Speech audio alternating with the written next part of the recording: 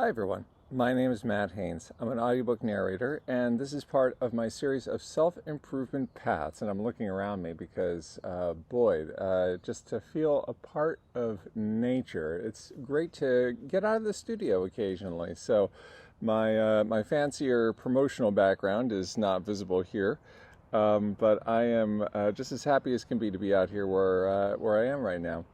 What I like to do is I like to begin each week with a certain mantra, a certain practice that makes going forward in my self-improvement paths in career and in life makes it a little bit easier, makes it a little bit more fun. The examples I'm going to give are from my work as an audiobook narrator and also as a teacher of audiobook narration. But I believe that these principles can be applied to just about any process that you like. Give it a try. Let me know if there's an exception. This week, we're going to play with map 2 steps, then power with play. Imagine you're going on a path and mapping out those 2 steps that you've got to take, and then breathe in and see if there's inspiration to how to go through them, blast through them with a sense of playfulness. Let's take this in terms of my narration practice. In narration, one of the things I like to do when I'm preparing a manuscript for reading is usually get a Word document so I can write on it. And what I do is I tend to mark where things are positive and where things are negative in the narrative. I try never to have there be a neutral or a middle ground. I can be subtle about it, but things are either positive or negative in the story. This even includes nonfiction. So, mark the pauses and the negatives. I put my little notes here. This is where the positive starts. This is where the negative starts.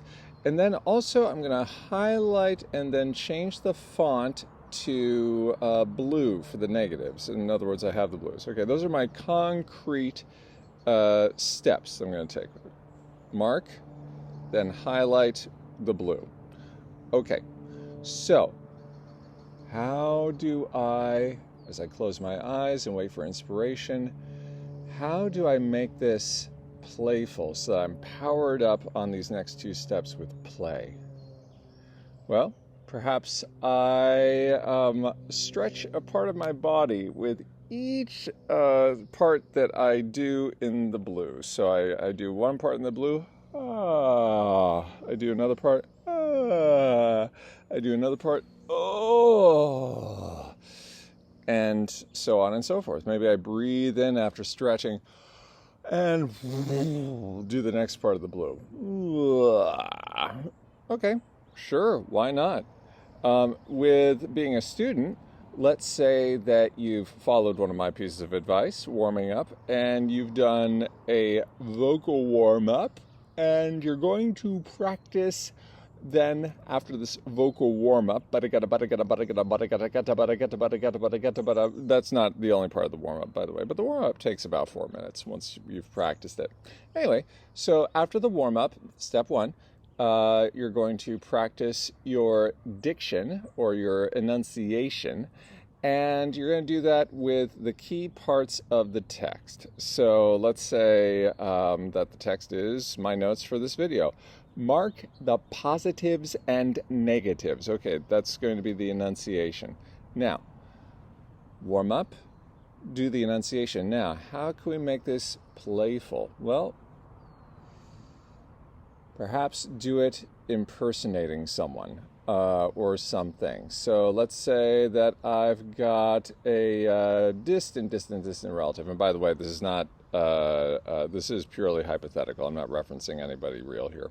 But for you, in your private work, my student, you decide to reference a distant cousin, and you impersonate them over the top when you're doing your positives, not your positives and negatives, when you're doing your warm-up. So, mark the positives and negatives. Then I'm going to fill you in with the font.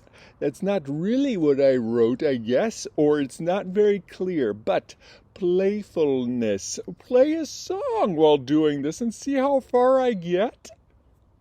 I don't know.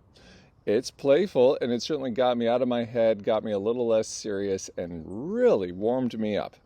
So, map the 2 steps, then power with play. That's what I'll be doing. I'll get back to you with my results. You get back to me with yours. Thank you for joining me. And as your narrator and teacher of narration, I hope that our paths cross again real soon.